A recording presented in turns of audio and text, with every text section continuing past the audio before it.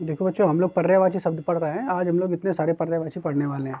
चांदी का पढ़ेंगे, चोटी, छतरी, छोर, जहाज का पढ़ेंगे। उसके बाद जानकी सीता का पढ़ेंगे, झरना का, टांग, ठीक है, टीका, ये क्या लिखा है, ठंड, ठीक है, और ये ठाव, इसका पर्यायवाची इतने सारे पढ़ने वाले हैं हम लोग, ठीक है। तो सबसे पहले यहाँ पे देखेंगे चांदी के पर्यायवाची कौन कौन से होते हैं। तो चांदी का ये रजत जो पर्यायवाची है, ये तो जानते ही होंगे आप लोग, रजत आप लोग जानते होंगे, ठीक है। रजत दर्पण है, तो रजत पर्यायवाची चांदी का ही होता है। तो ये तो नाम लड़कों का भी होता है रजत। इसके अलावा और क्या देखेंगे, महिलाएं जो है चांदी के चीज़ें पहनती हैं कि नहीं, आभूषण पहनते हैं कि नहीं, ठीक है। तो उससे क्या होता है, उनका रूप निखर आता है। क्या निकल आता है, रूप निकल आता है। तो रूपा याद रखिए, ठीक है। तो रूपा पर्यायवाची किसका हो जाएगा, चांदी का। तो रूपा, अब उसी से देखोगे, रूपक, रूप से याद रखोगे, अगर चांदी के आभूषण पहनती हैं महिलाएं, तो रूप निकल आता है। तो रूपा, रूपक, रौप, एक ही जैसे लग रहे हैं कि नहीं। तो रूपा, रूपक, रौप, ये सारे के सारे पर्यायवाची किसके हो जाएंगे, चांदी के। तो चांदी के पर्यायवाची कौन कौन, रूपा, रूपक, रौप, ये एक साथ याद रखेंगे, रूपा, रौपक, रौप, और ये रजत हो जाएगा, ठीक है। ठीक, तो ये चार तो एक साथ याद रखना है, रजत, रूपा, रूपक, रौप, रजत, रूपा, रूपक, रौप, रूपा, रूपक, रौप, रजत, ठीक है, याद करो। रूपा, रूपक, रौप, रजत, रूपा, रूपक, रौप, रजत, रूपा, रूपक, रौप, रजत, रूपा, रूपक, रौप, रजत, ठीक है। इतने याद रहेंगे कि नहीं। अगला ही पर्यायवाची है चंद्रहास। क्या पर्यायवाची है, चंद्रहास। तो जिस तरीके से चंद्रमा है, चमकता है, ठीक है, जिस तरीके से चंद्रमा चमकता है, चांदी भी तो वैसे चमकती है कि नहीं चमकती है, ठीक है। जिस तरीके से चंद्रमा चमकता है, चंद्रमा चमकता है, ठीक है, उसी तरीके से चांदी भी चमकती है। आप ऐसे देखो, चंद्रमा चमक रहा है तो किरणें बिखेर रहा है, और किरणें बिखर रहा है तो ऐसे जब आदमी मुंह खोलता है, हंसता है, तो ऐसे किरणों के जैसे मुंह खुल गया कि नहीं, ऐसे किरणें भी ऐसे खुलती है कि नहीं, ऐसे ऐसे खुलती हैं, और आदमी मुंह खोल के हंस रहा है तो ऐसे खुलता है। तो हास, चंद्रहास, तो चंद्रमा की किरणें भी वैसे बिखर रही हैं, ठीक है, तो चांदी भी वैसे चमकेगा, ठीक है। तो चंद्रहास पर्यायवाची भी किसका रहेगा, चांदी का। चांद जैसे चमकीला होता है, चमकने वाला, वैसे चांदी भी चमकीली हो। तो चंद्रहास पर्यायवाची चांदी का, चंद्रहास पर्यायवाची चांदी का। और ये फिर सौद पर्यायवाची एक और अलग से अपना याद कर लीजिए, सौद अलग से, ठीक है। तो सौद पर्यायवाची किसका हो जाएगा, चांदी का। सौद पर्यायवाची चांदी। तो अब याद करो, सबसे पहले रूपा, रूपक, रौप, रजत, चंद्रहास, सौद, चंद्रहास और सौद, चंद्रहास और सौद, चंद्रहास और सौद। सौद पर्यायवाची किसका है, चांदी। सौद पर्यायवाची, फिर से बताओ, रूपा, रूपक, रौप, रजत, चंद्रहास और सौद। तो इस तरीके से चांदी के पर्यायवाची आपको याद कर लेने हैं, ठीक है। इनको बार बार पढ़ते रहना है, फिर आपको याद हो जाए। अब देखेंगे चोटी के पर्यायवाची, ठीक है। चोटी के पर्यायवाची क्या होता है, तो इसमें देखो, शीश तो आपको याद होगा, शीश तो याद होगा, ठीक है। शीश झुकाना है, शीश मतलब सर, शीश मतलब सर, सर पर तो चोटी हुई है कि नहीं। तो चोटी का पर्यायवाची शीश, आदमी का शीश तो यही है ना, सर। तो शीश पर्यायवाची चोटी का हो जाएगा, या किसी भी चीज़ का शीश, पर्वत का शीश या पर्वत की चोटी, एक ही बात है ना। तो शीश यानी चोटी का पर्यायवाची हो जाएगा। इसके अलावा श्रृंग, श्रृंग भी पढ़े होगे तुम लोग, ठीक है। श्रृंग, श्रृंग पढ़े हो, श्रृंग उठा हुआ श्रृंग, हाँ, श्रृंग माने भी चोटी होती है, ठीक है। शीश माने भी चोटी, श्रृंग माने भी चोटी, शीश माने चोटी, श्रृंग माने चोटी, सानू माने भी चोटी। सानू माने भी क्या होता है, चोटी। सानू माने भी क्या होता है, चोटी। सानू माने चोटी, सानू माने चोटी। तो शीश, श्रृंग, सानू, शीश, श्रृंग, सानू, शीश, श्रृंग, सानू। अब मूर्धा कैसे याद रखोगे, तो देखो, जब हिंदी में पढ़ाए जाते हैं तो कुछ अक्षर जो है वो मूर्धन्य से निकलते हैं। तो मूर्धा, हालांकि जो कहते हैं, ये जो मुंह जब आप खोलो, ऐसे मुंह खोलो, तो ऊपर का जो तलवा होता है उसे मूर्धा कहते हैं। क्या कहते हैं, मूर्धा, ठीक है। लेकिन दूसरा मतलब भी मूर्धा का मतलब होता है सर। मूर्धा का मतलब क्या होता है, सर। तो सर भी होता है मूर्धा का मतलब, ये बात याद रखेंगे।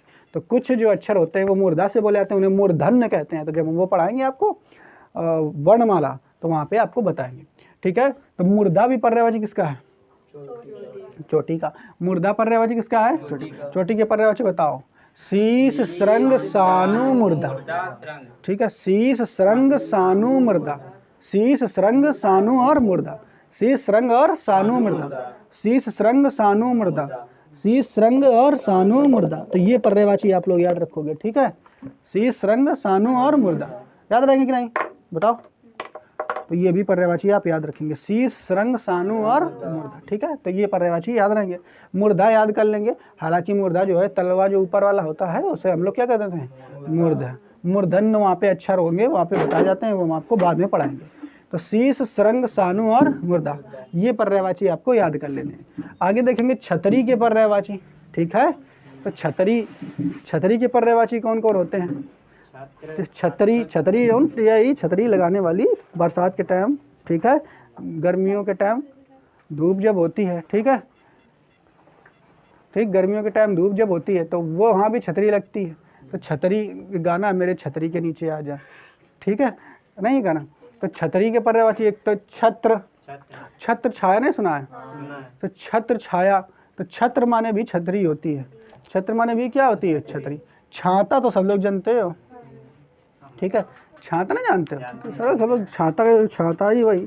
तो छतरी कह दो या छाता कह दो, छत्र कह दो, ये सब तीनों सुने होंगे। छत्ता, लेकिन ये छत्ता जो है खेलिए अलग शब्द चीज़ का इस्तेमाल आप लोग करते हो, क्या कि छत्ता, बरैया छत्ता, मधुमक्खी छत्ता। तो छत्ता का मतलब भी क्या होता है, छतरी। हालांकि वो जो छत्ता है वो उनका छतरी ही होती है, उसी में घुस जाती हैं, अपना रहती हैं, वो छाँव बने रहता है। तो एक तरीके से उनके लिए, क्योंकि ऊपर को ऐसे लगाए हैं और नीचे से घुसती है ना, देखियो ऐसे ऊपर छेद बनाए और नीचे से घुसती है, तो नीचे से जाकर घुस जाती है उसमें। तो इस तरीके से वो छत्ता जो है उनके लिए छतरी ही तो है। और छतरी क्या है, नीचे से ऐसे ऊपर पकड़ लो और नीचे से तुम घुसे हो ना उसके, तो ये लोग भी नीचे से मधुमक्खियाँ वगैरह घुस जाती हैं। तो छत्ता उनके लिए क्या असली में छतरी ही तो है, नहीं है। तो छतरी के पर्यायवाची छत्र छाता छत्ता, जैसे भी याद करना है, छत्र छाता छत्ता, छत्र छाता और छत्ता, छत्र छाता और छत्ता। तो ये तो याद रहेंगे, इसमें कोई दिक्कत नहीं होने वाली। आगे देखो अगला पर्यायवाची छोर। छोर का पर्यायवाची कौन कौन सा है इनको देख लेते हैं। तो छोर का पर्यायवाची, छोर का मतलब होता है सबसे अंतिम सिरा, ठीक है। छोर का मतलब क्या होता है, अंतिम सिरा, किनारा सबसे लास्ट वाला। तो छोर का पर्यायवाची क्या होता है, नोक। तो इससे ये देखो, ये इसका ये छोरे तो है नोक, इसलिए इसका कह दिया नाम नोक। किनारा, छोर का मतलब किनारा, समुद्र का किनारा, ठीक है। कोर, हाँ बोर्ड देखो, बोर्ड का ये कोर है, किनारा ही तो कह सकते हैं, कोर कह दो, किनारा एक ही बात है। तो छोर का पर्यायवाची नोक, किनारा, कोर। हम कहते हैं सिरा, तो सिरा भी है ये, तो एक ही बात है। ये तो चीज़ें ये तो सरल है, सब पढ़े हुए लग रहे हैं तुमको, ये सब पहले से जानते हो आप लोग। तो छोर के पर्यायवाची नोक, किनारा, कोर, ठीक है। नोक जानते हो छोर का पर्यायवाची, किनारा जानते हो इसका पर्यायवाची, कोर भी जानते हो आप लोग, सिरा भी जानते हो, सिरा नहीं जानते हो, यहाँ तक तो कोनो दिक्कत नहीं होनी चाहिए। आगे थोड़े से कठिन है, उनको आपको देखना। अब देखो और सरल वाले पहले देख लो। तो ये जानते हो नोक, नोक मतलब किनारा या फिर छोर दे दो, किनारा एक ही बात है, कोर भी एक ही बात है, सिरा भी एक ही बात है, ठीक है, सब किनारे से संदर्भित है। तीर, तो तीर देखो कैसे, देखो तो तीर जब चलता है तो उसका किनारा आकर के तो लगता है आदमी का, ऐसे आएगा तीर, किनारा। तो तीर में ज़्यादातर उसका किनारा तो आकर लगता है, काम तो वही करता है। तो तीर भी इसी के अंतर्गत ले लिया गया है। बात समझ पा रहे हैं। छोर का पर्यायवाची, क्योंकि तीर का जो छोर होता है, किनारा होता है, वो इसी वही काम करता है आदमी का, वही घायल करता है, तो इसलिए तीर इसका पर्यायवाची हो जाएगा, ठीक है। तीर से जुड़ा हुआ ये प्रातीर भी आप चाहो तो याद कर लो, प्रातीर भी पर्यायवाची जो है आप चाहो तो इसी का है, किसका, छोर का। प्रातीर भी आप इसको याद कर लो, ठीक है।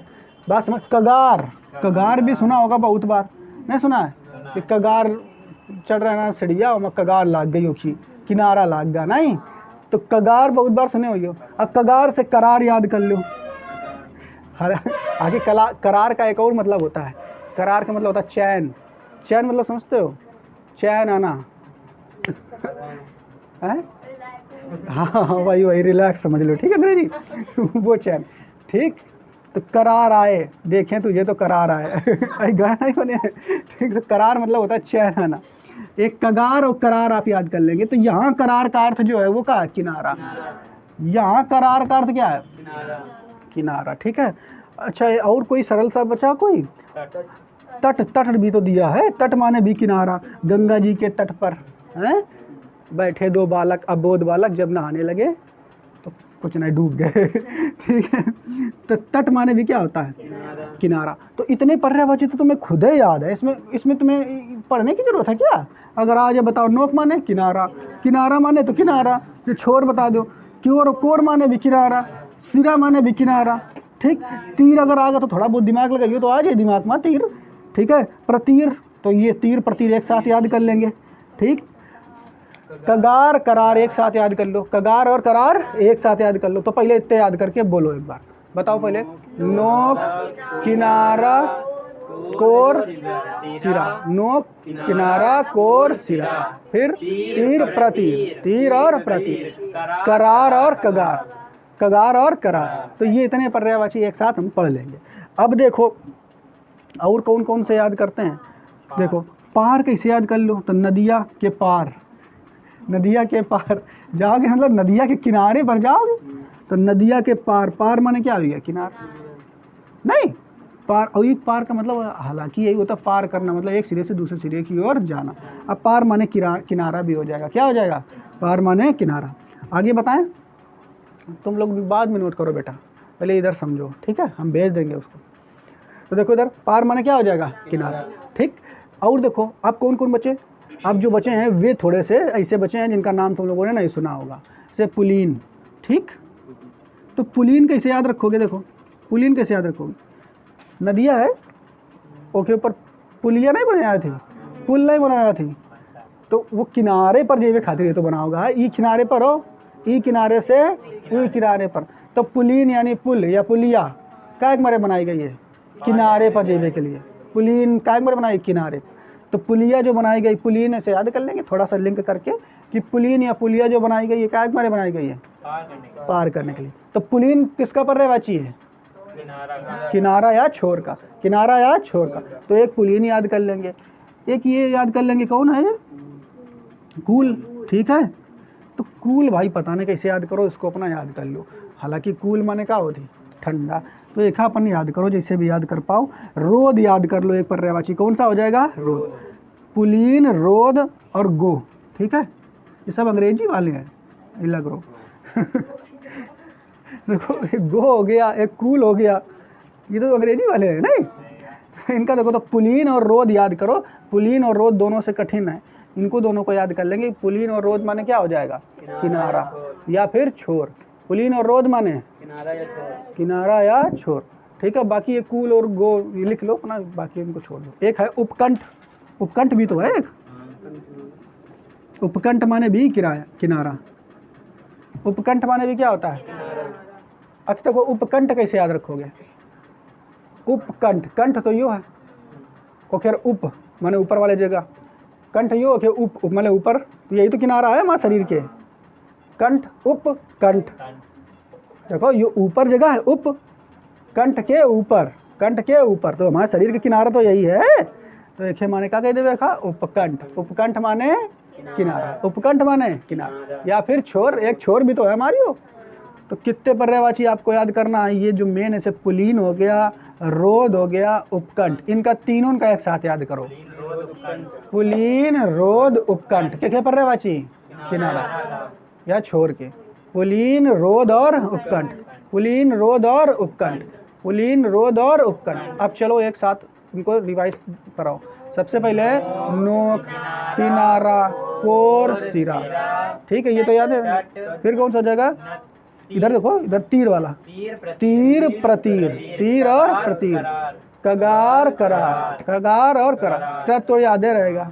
फिर याद कर लो, पुलीन, रोद, उपकंठ, पुलीन, रोद, उपकंठ। अब पार तो याद रहेगा। ठीक है, बाकी एक गो और कूल आप याद करना चाहो तो याद कर लो। ठीक है, अंग्रेजी ऐसे लग रहा है हमको ये। ठीक।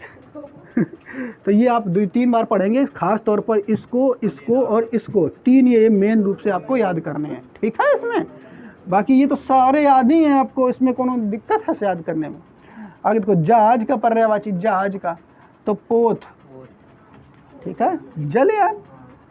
ठीक है, और जो नवैया होती है कि पर्यायवाची एक होती डोंगी पोत, डोंगी नहीं होती, जलयान, जलवान, डोंगी, डोंगी डोलो करती हुआ नवैया का भाई पलट जाए पता नहीं, तो इसलिए का नाम क्या होगा, डोंगी। क्या होगा, डो। लेकिन जहाज के पर्यायवाची दो है, पोत और जलयान, पोत और जलयान। ठीक है, तो ये याद रहेंगे कि नहीं। अब आगे इधर चलते हैं हम लोग, सीता जी के पर्यायवाची याद कर लेते हैं। तो सीता जी के पर्यायवाची कौन कौन, देखो सीता का या जानकी का, तो जानकी, जान देखो जनक, जनक की पुत्री रहा है, तो एक हमारा होगा जानकी। क्या होगा, जनक से जानकी, जनक से क्या हो गया, जानकी। ठीक है, सीता तो जानते ही हो, सीता उनका पर्यायवाची जानते। जनक, अब जनक पिता रहा है, सुता माने बेटी, सुता माने बेटी, तो जनक की बिटिया सीता, तो इसलिए इनका नाम जनक सुता भी है। क्या नाम है, जनक सुता। आगे देखो जनक तनया, जनक माने जनक पिता, तनया माने बेटी, पुत्री का पर्यायवाची तनया, सुता भी पुत्री का पर्यायवाची। तो जनक सुता, जनक तनया, जनक आत्मज। ठीक है, जनक आत्मज। देखो आत्मज जो होता है, आत्मज माने होता है बेटा, आत्मज माने क्या होता है, आत्मज माने बेटा। अब आत्मजा लगा दो तो बेटी, तो बेटी चली जाती ना जा अपने घर जा, तो जा लगा देते वही माँ, तो आत्मजा, तो आत्मजा माने बेटी, अब आत्मज माने बेटा। तो ये याद रखना, ठीक है। तो लिखा हुआ लिखा जो भी पढ़ो जन, ठीक है तुम पढ़ो अपन लोग, ठीक है। जनक आत्मजा, जनक आत्मजा, ठीक है, जनक आत्मजा, ठीक है। तो जो भी पढ़ो अपना जनक आत्मजा, जनक आत्मजा माने भी सीता, जनक की आत्मजा अर्थात जनक की पुत्री, तो जनक आत्मजा भी कह देंगे। तो ये तीनों तो याद ही रहेंगे, बताओ, जनक सुता, जनक तनया, जनक आत्मजा, के पर्यायवाची सीता। अच्छा, ये याद रखना मिथिलेश कुमारी, ठीक है।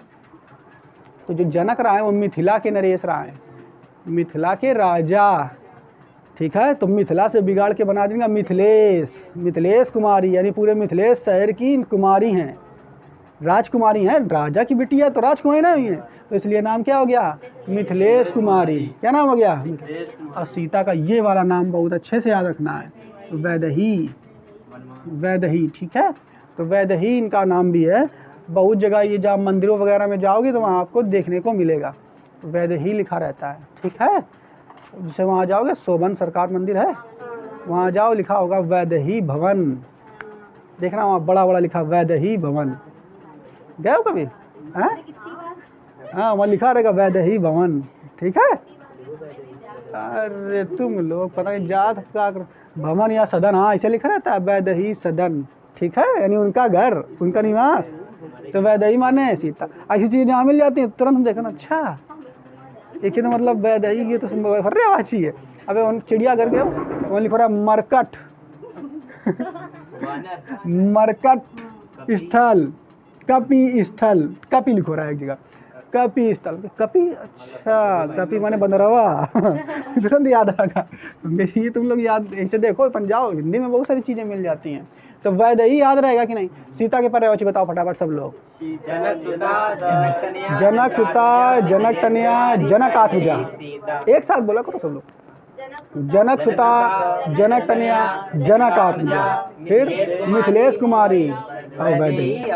सीता तो याद ही रहेगा, ठीक है, वैदेही और सीता तो याद ही रहेगा। तो यह कितने सरल पर्यायवाची नहीं है, बड़े सरल।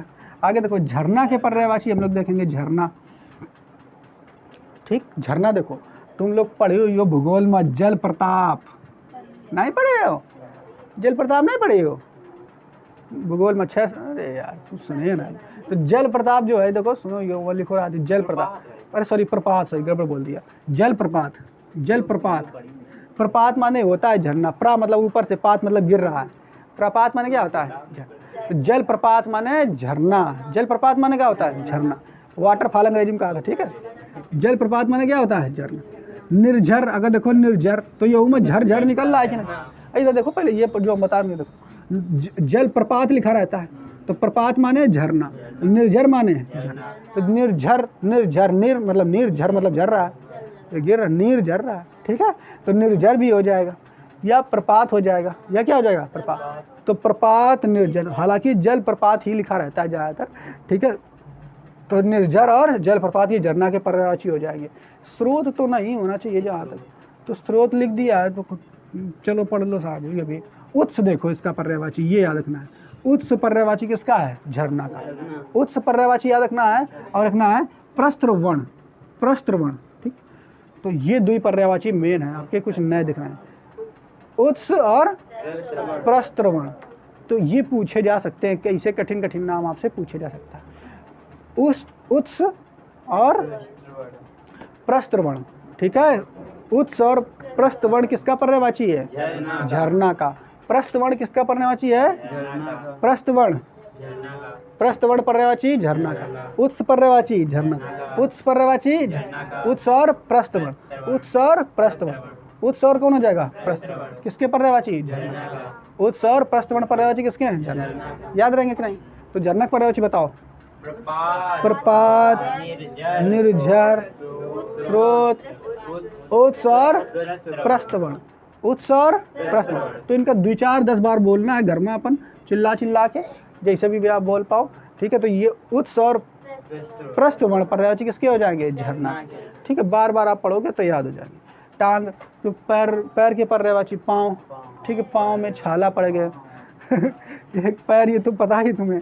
टंक, टंक भी पर्यायवाची अलग से याद कर लेंगे, ठीक है। टंक पर्यायवाची किसका हो जाएगा? टंक पर्यायवाची किसका हो जाएगा? पैर का। टंक पर्यायवाची पैर का। तो टांग का पर्यायवाची कौन हो जाएगा? पाँव, पैर, टंक, पाँव, पैर और टंक, पाँव, पैर और टंक। टंक पर्यायवाची किसका हो जाएगा? टंक पैर का, ठीक। तो जिसमें ये बॉक्स बना दे रहे हैं, इनको आपको अलग से बार बार पढ़ते रहना है, ठीक है। आगे देखो, टीका के पर्यायवाची। टीका कौन सा? तिलक जो करो जाती है। तो टीका के पर्यायवाची तिलक, ठीक। चिन्ह, ठीक। दाग, धब्बा, निशान ये सब पर्यायवाची हैं, ठीक है। पहले जब हम लोग छोटे रहा, क्या पता है हन पर तुम ऐसे से करे रहो, ऐसे से करे रहो, ऐसे कर शक्ति निकली हन पर और चिन्ह बन जाई। अरे 1 घंटन जब तुम रगड़ियो हन पर ऐसे ऐसे करके, और रगड़ावत रहा, छोटे छोटे बच्चा हम लोग 4-5 में पढ़ते रहा तब, तो कहा रगड़ो रगड़ो, बहुत शक्ति निकली आवत। अच्छा 2 मिनट का, बस 2 मिनट रगड़ो, तेजी तेजी रगड़ो, रगड़ो ता एकदम लाल लाल का, देखो निकल गई शक्ति। हम हाँ यार तो अगर आप रगड़ो तो निकल आएगा ऐसा। तो टीका का पर्यायवाची तिलक, चिन्ह, दाग, धब्बा, ये बताओ पर्याय निशान यार। तो ये पर्यायवाची के खाना यहाँ होता, सब सुने हुए लग रहा है, मैं कोई याद करने की जरूरत है। तो टीका का पर्यायवाची तिलक, चिन्ह, दाग, धब्बा, निशान, ठीक। अब ये टीका का युवराज, मत। तो देखो, और ये दिए हैं, ये वाले जो पर्यायवाची दिए हैं इसके टीका के, ये आपके गूगल पर आप सर्च करोगे तो मिल जाएंगे। तो युवराज, जैसे युवराज का क्या होता है? तिलक होता है, तो उसी से जोड़ दिया जाता है। जब राज तिलक होता है तभी तो युवराज बन जाएगा, फिर राजा बना दिया था उस युवराज को, तो उससे आप याद कर लेंगे। व्याख्या और टिप्पणी भी उसमें दी हुई है, ठीक है। गूगल पे आप सर्च करके देख सकते हैं। ये हालांकि लग नहीं रहा है, ठीक है, व्याख्या टिप्पणी, ठीक। लेकिन आप इतना ही याद रखिए जो ये दिए गए आपकी लूसेंट किताब में दिए गए जो, ठीक है। क्लियर? आगे देखो, अगला पर्यायवाची है ठंड, ठीक है। ठंड के पर्यायवाची कौन कौन से हैं? देखो, ठंड के पर्यायवाची, देखो ठंड, ये ठंड, ये ठंड, ये इसी से बना हुआ, ठीक है। डाढ़ा बन गया, ठीक। याद रहेगा कि नहीं? शीत तो सबको याद रहता है, सर्दी भी सबको याद रहता है। क्या खाना है? सर्दी लग रही है, क्या नहीं पता है। ठाव बने ठहरने का स्थान, ठहरने का स्थान, ठीक है। ठाव बने क्या होता है? मैं कहा तुम्हारा कोनो ठहराव नहीं है, क्यों ठिकाना नहीं है। तो ठाव बना, वो ठाव मतलब ठहरने का स्थान, तो स्थान, जगह, ठिकाना, तो ये सब सरल है, ये कोई खाना याद रहेंगे। जो मेन याद करने वाला है, छोर के कुछ पर्यायवाची जो है ये मिले आपके, जैसे रोध, पुलीन और उपकंठ। छोर के पर्यायवाची कौन से याद करने हैं? रोध, पुलीन और उपकंठ। रजत का याद करना है, चंद्रहास और सौर, चंद्रहास और सौर। चोटी के पर्यायवाची एक है, बस सानू याद रखना है, ठीक है। और सीता के तो याद ही रहेंगे सारे, वैदेही बस आपको याद कर लेना है। झरना के बस ये वाले 2 याद करना है, उत्स और प्रस्त्रवण, ठीक है। तो बस आज के लिए इतना ही, बाकी फिर पढ़ेंगे।